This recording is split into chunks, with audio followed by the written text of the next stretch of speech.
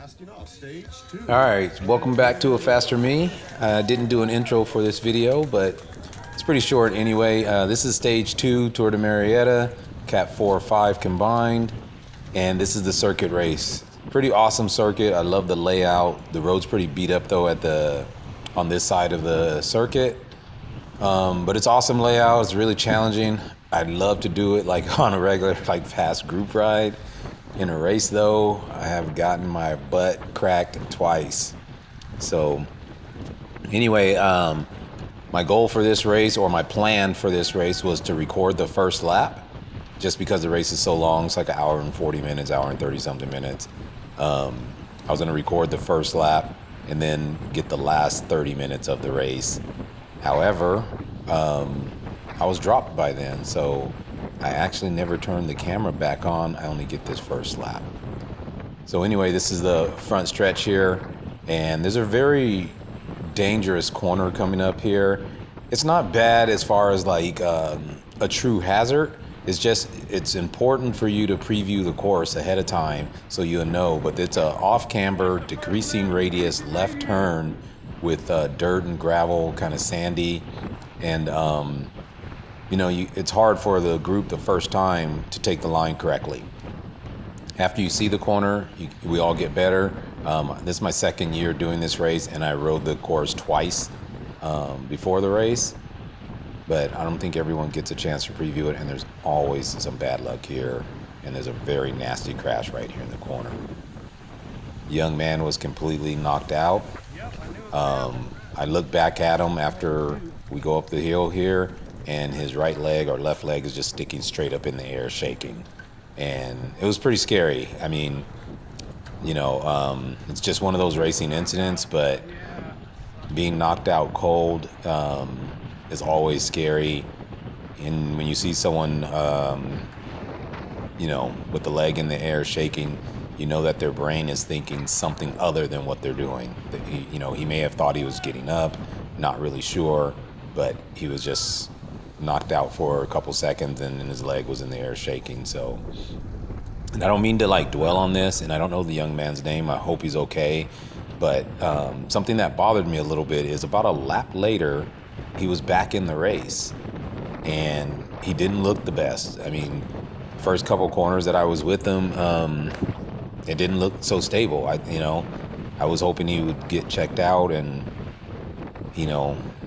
but of course he doesn't know. He may not have known either. He's just doing what he thought was best, and when you're fit, you're able to overcome some of those things. You're able to overcome physical injury and things like that, and your body will still perform because you've put in that work. But sometimes when you have a head injury, which obviously if you're knocked out, you have at least a minor head injury, your brain and body doesn't always match. Now, surprisingly, from what I was told, and I'm not sure if it's him or not, but from what I was told, he actually got up. I don't know if he had a free lap or not from the crash, but he somehow rejoined and took 4th place is what I was told. I'm just not sure if that's true or not. I'm not sure if it's the same rider, because I don't know who it is actually, and I couldn't tell if he was from SDBC or from PRT, which Paddock Racing. But yeah, from what I heard, he gets up and actually gets 4th place overall, and this is an incredibly tough stage. But that just lets you know, we complain sometimes about getting like a bad night's sleep or something like that, and it really doesn't affect you as much as you think it does. It affects you mentally, but you can't physically get out of shape overnight, unless you're like sick or ill or something.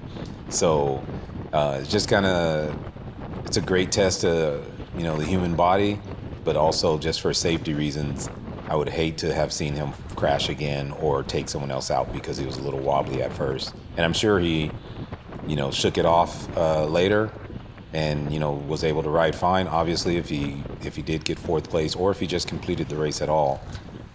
And then from what I understand, he may have went to get checked out later after the race. So anyway, prayers are out to him. Hope he's okay. Hope he recovers fine, and just a scary crash. So here, this is pretty much the longest climb right here. It's not so hard. It's just at race pace, it taxes you. We're doing about 17 right here, and this is only on lap 1, 19 now. And later when I'm riding this by myself and I'm kind of cracked, I was down to about 15 miles per hour. And I was hurting, 270, 290 watts to make it up the hill, 300 plus sometime, and couldn't do it. And then as soon as you get over the hill here, then it's about a 600 to 1,000 watt sprint every time right here. And again, taxes your legs. And I like this kind of stuff. I love these punchy climbs. Just when you got to do 40 miles of it, 38 miles, it wears on you. And that's just not where I'm at right now. So, but yeah, it's a great course, great circuit. It's a little sketch because there's so many houses around here that they can't block every driveway, and every so often a car gets on the course. Half this course is center line rules, so like this half of the course, we can't go past the double yellow. Not everybody follows the rules, of course. But yeah, you're supposed to get disqualified if you advance on the other side of the double yellow. Last year, this entire category, Cat 4 or 5, we got disqualified from people going on both sides of cars. And the rule is if there's a car there, we have to basically wait for the car to get off the road or whatever. There are police and different volunteers that are ushering traffic, but sometimes it's just bad timing. There's my teammate again, Marshall, in front of me. Connor's in this as well. If you see the Marshall to the left right there, the official to the left, they're warning people about the center line rule. But Marshall and Connor did pretty good this week. This fits Marshall's style a lot. Connor, I haven't gotten a chance to ride with him much because I just met him this weekend, but he did a great job here.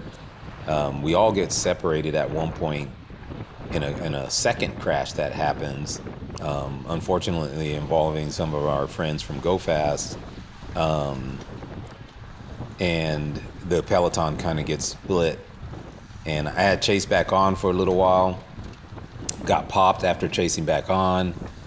Then I ran down another group of maybe 3-4 riders, chased back onto them, to them. And right at the time I chased back onto them, I didn't know there was a bigger group behind us of about 20 riders or so. And they passed, but they had a little bit too much speed when they passed. I tried to get back on, but I didn't have enough time to recover, and I was popped again. So after that, I pretty much finished the entire race solo. I picked off about, 5, 6, 7 people, stuff like that. And just kind of soloed it in. I was trying hard not to get lapped, not to let the peloton lap me.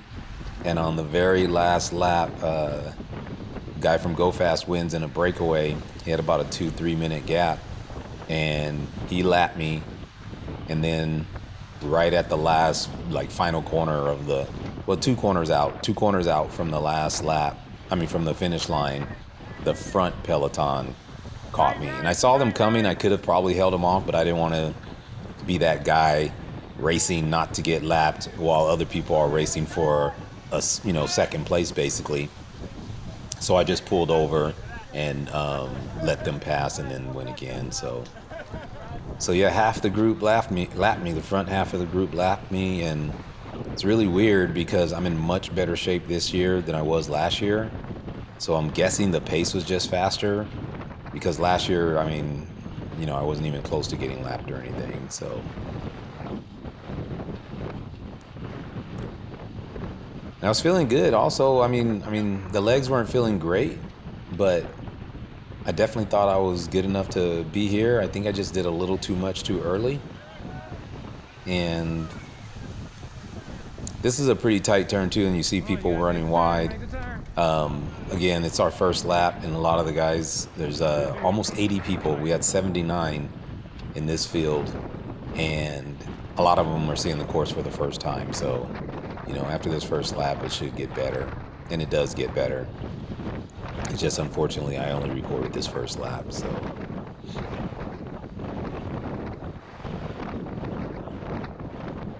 Yeah, that's pretty much the summary of my race here.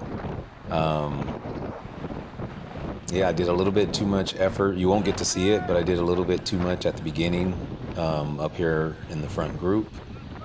And not where I'm at now, but just, what's off camera. But I did a little bit too much effort, then got separated. Then the crash split the peloton. I tried to fall back into the peloton and go to the middle, middle back and just rest for a little bit. And that's when the second crash happens and split the peloton. So I then chased back onto the front group, got a little popped again, tried to work with one of the guys from PRT, but it wasn't happening. And then I chased back onto the guy from PRT and another guy. We tried to work for a second, but then that's when the group of 20 came by, and I didn't have it. I couldn't. We started climbing up that hill again, and I just couldn't hold the pace, and that was the end of my race. See you next time.